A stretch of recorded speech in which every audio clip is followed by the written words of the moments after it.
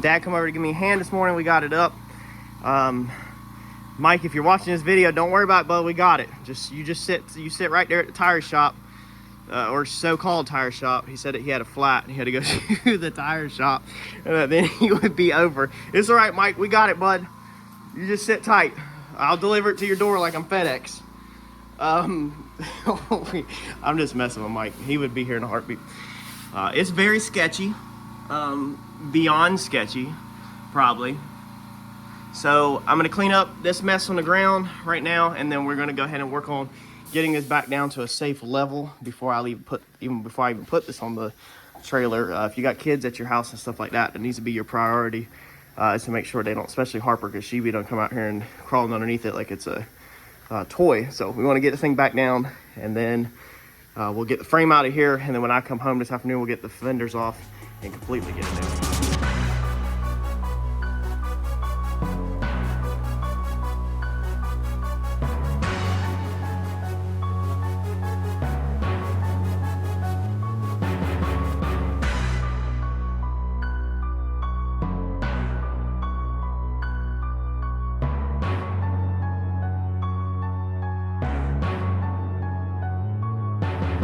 So she's back down, safe, slightly cleaned up, but I live in HOA. Wife is actually president, so it doesn't look good on us. So we're gonna get this frame out of here, get the cars back on the concrete in the driveway, and get this redneck looking junk out of here to Mike's yard.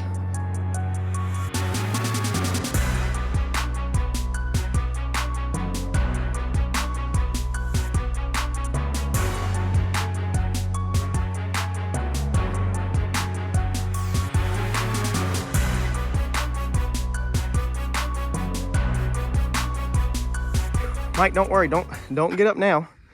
You just stay sitting right there. Don't get up. We got it, Mike. You just sit in the AC at the tire shop, probably. We got it. Don't worry about it, bud. Oh man, I'm just giving you a tough time, man. So the jump box for this jump box is annoying. It's a good jump box. I reviewed it on the channel. Top down. It's a good jump box, but it basically has a smart option where it just keeps cutting off. It only does it for a couple seconds, enough for you to jump a car.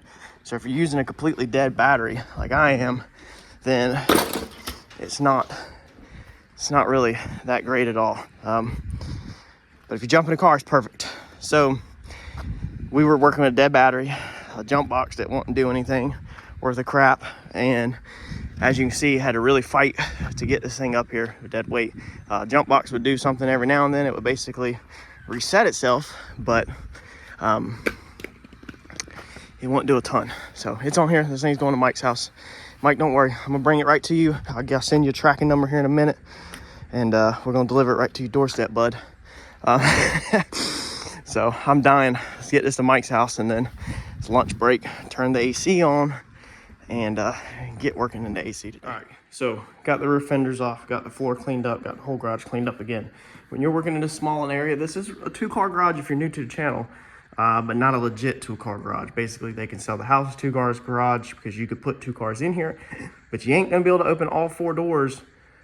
Only 2-car garage with 2 cars in here, so you can't open driver and passenger door on 2 cars in here at the same time. It's not that much room. So you got to keep clean. We're ready now. Got the fenders taken off. Kept the green one inside for mock-up. Put the red one out there. We got to figure out where to put them at too.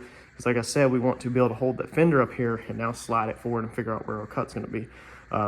Troy Stevenson's going to stop by to help me, my upholstery guy. He's going to pull these window cranks. He asked if I wanted him to stop by, and I said, you're welcome at it. I literally just have not had time. Haven't got there. I'm trying to do like bulk stuff, really big items that make a big difference fast versus the little stuff.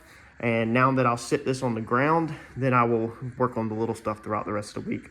Also, once this thing gets down, I'll go ahead and at some point by the end of this week, wash it so that we have a clean slate to draw on top of. We want to wash this thing and get all the dirt and grime off of it so me and Mike can easily draw on this thing and figure our lines out where they're going to go.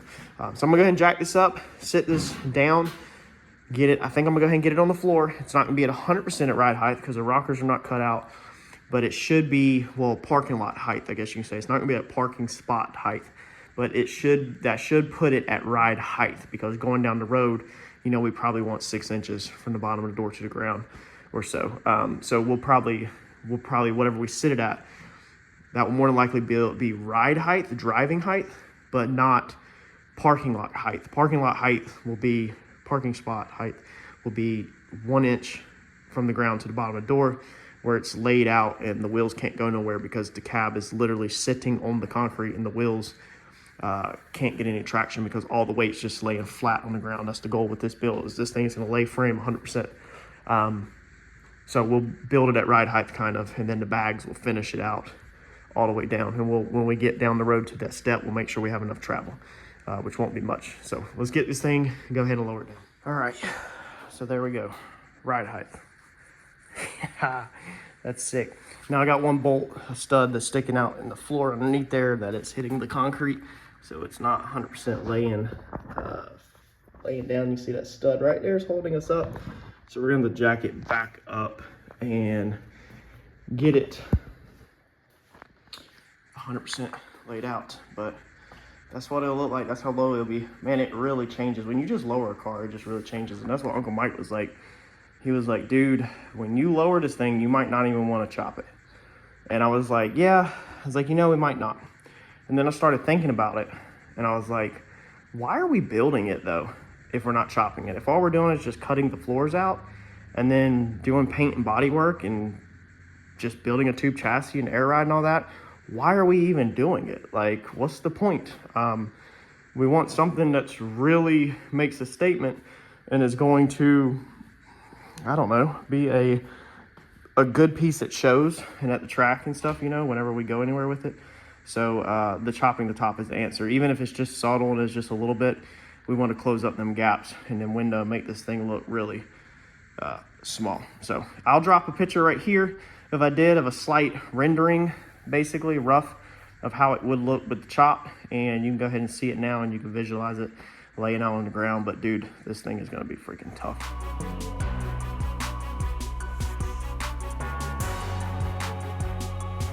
We'll get the front end back on it whenever we get it settled at ride height. We'll pull the front end back in here so that we can actually see. All right, so I told y'all a few times about Troy. Troy's Upholstery and Fab, or Fab and Upholstery? Troy's Upholstery and Fab. See, I always mess that up. So check him out on Facebook, because if you're anywhere near this area or you're willing to make the drive, I'm telling you, I don't care what he says, don't listen to him. He's the best. The best in the area. So if you're trying to win car shows or really do high-end interior, original restoration, custom, whatever, that's the dude.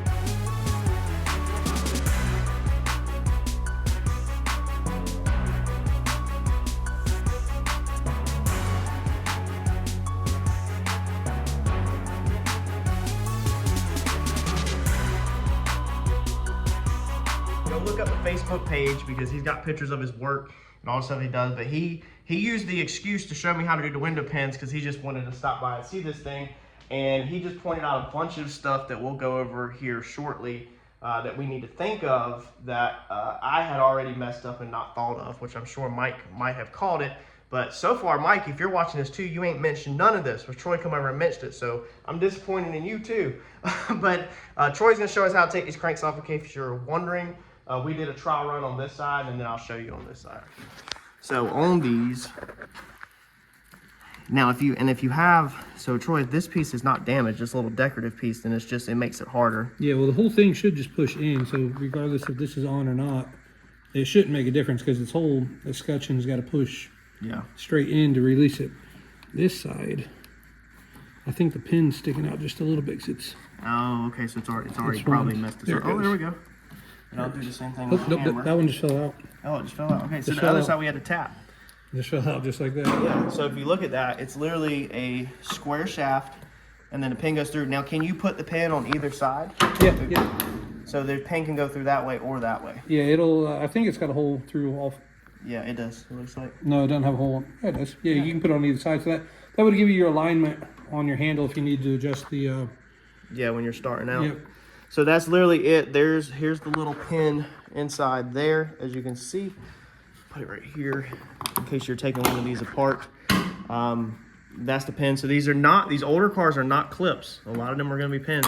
And then that's going to be, you know, you're just a part of your beauty trim, I guess, or whatever. And then there's also beauty trim, and the window crank, it just square style. Now the door handle is literally gonna be the exact same thing, and Troy's not 100% sure, but he thinks there's a spring behind the door panel possibly that we'll figure out later, or we can actually cheat and look here in a second. That one come right out too? No, not yet. I think we're gonna have to tap this one. I'm probably gonna have to get to it from this side. Maybe. But he said on some cars that there's a spring back there that keeps the trim out. Keeps tension on the panels to. Yeah, so these things are I probably. think that's where it is right there. If you want to tap it and see. These things are probably super fun to put back together. Yep, go. There you go. Yep, same exact way. So it's literally identical, just no square. But this one is only indexed one way. Of course, it's not that. But now I guess if you want to do some hot rod stuff and drill it the other way, okay, no spring back there? No springs on this one. So it's just A lot of cars do. A lot of cars have a coil spring back here that pushes pressure out on the door panels. So let us know in the comments right now if this car is supposed to have springs, because we all know as mechanics are working on cars throughout their life, somebody could have got lazy and just not put it back in. I don't have this side taken out. But let me know and let me know also if you do know what years with the Plymouths, that's what we're talking about, or even the Chevy Coupes and stuff. Did any of them have springs on the Plymouths or anything, or is he missing them, or what's your opinion on that? Let me know in the comment section. So now all we got to do is the backs. Oh, the backs, we got to get them out. They should come out the same exact way, right? Yep, they should come out the exact same. So I can get them. Oh yeah. Oh, that pin literally just fell out. Wow. So yeah, I'll climb in here and get that pin here in a little bit and take these out, because I've got to get the window regulators out. When we cut this car, I've mocked up this panel over here when me and Troy were talking. I think that's how far move it forward. I think that's going to look good. But that's going to mess up the opening for the window regulators in the back. So more than likely these rear windows will just end up being hard mounted. They'll just, I don't know if you'd glue them in. I really don't know. You got any idea on that, Troy? Would you? I would, you'll have to keep your run channels and everything. I just slide them up in, just build a tab underneath to lock them in. Oh, place. okay, yeah. I would leave all this channeling as it is. That's smart. Just run them up and build a tab underneath it to. And then if you ever wanted to come back and add regulators, something custom or power kit. Take them out or something. Oh yeah, true. Oh yeah, because if you busted it, that would be easy, Yeah. as long as you can get them in there. So we got a lot that we talked about that we're going to be going over here in the future. But again, check out Troy on Facebook, y'all, if you're anywhere near this area, because he does absolutely amazing freaking work. And I greatly appreciate it, Troy, for stopping by. All right, y'all. So that's it. Smash that like button for me and stay tuned, because the next video, we are going to be pulling glass, bracing the inside, washing it, preparing it to lay out the chop. So it should be one more video of preparation, and then we should be on a video of laying out the chop, and then hopefully we'll be on a video of chopping this top. Smash that like button for me, y'all, and I'll catch y'all in the next video.